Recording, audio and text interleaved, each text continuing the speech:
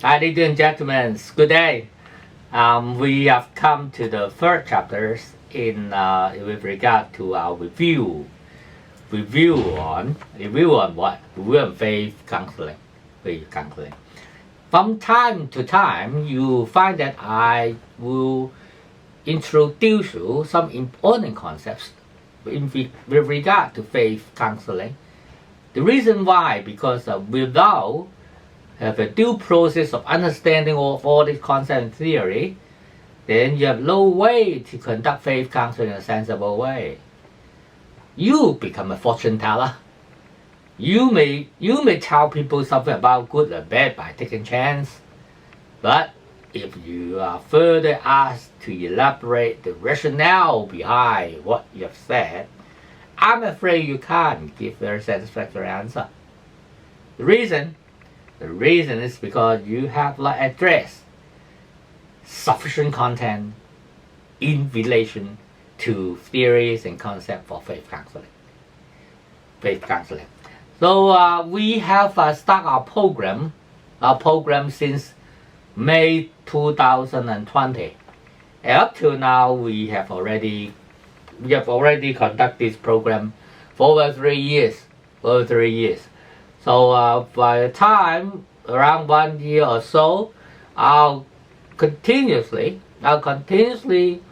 take a review on such important concepts and important theories about faith counseling, so that people may be well addressed and well revised on what they've learned. Sometimes you may be busy, you may skip some program, and so you missed some important matters. So the most important matters, I don't want to miss them. So I'll repeat them on an annual interval. So this time, you continue to address your important, most important, and most fundamental concept. Today is about Yin-Yang. The name cannot be translated properly in English because these two words, they have a very comprehensive meaning with regard to everything in the universe even. So for example, now the light is on, then you find me very shiny. When the light is off, you find me in the dark. You can't find me even. So when the light is on, then there's a word to minute called the yang. And if the light is off, then it will have a meaning saying that it is yin.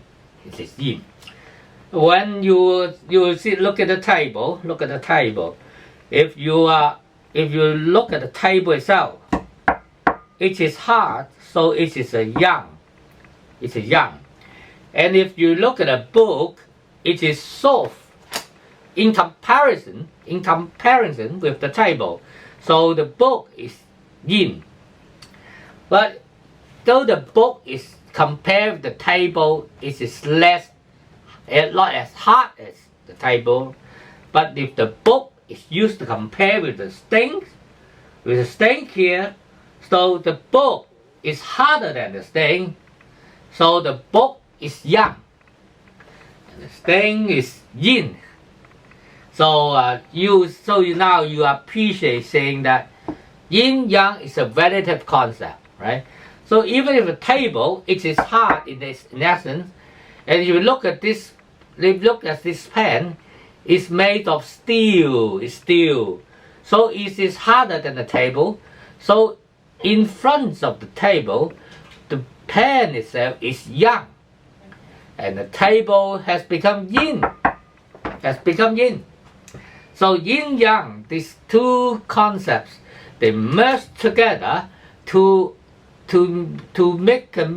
give meaning to every substances in the universe.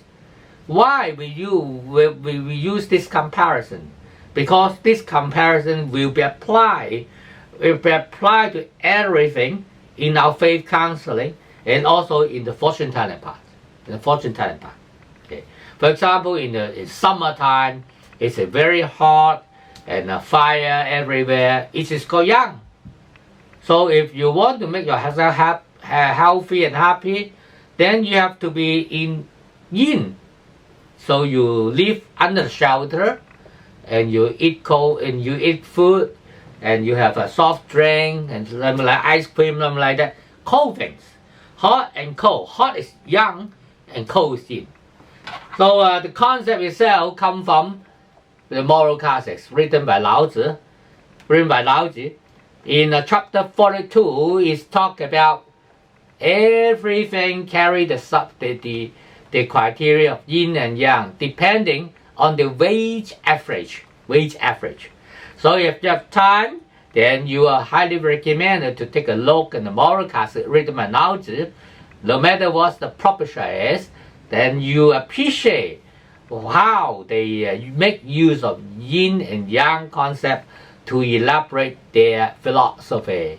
So it is about yin and yang.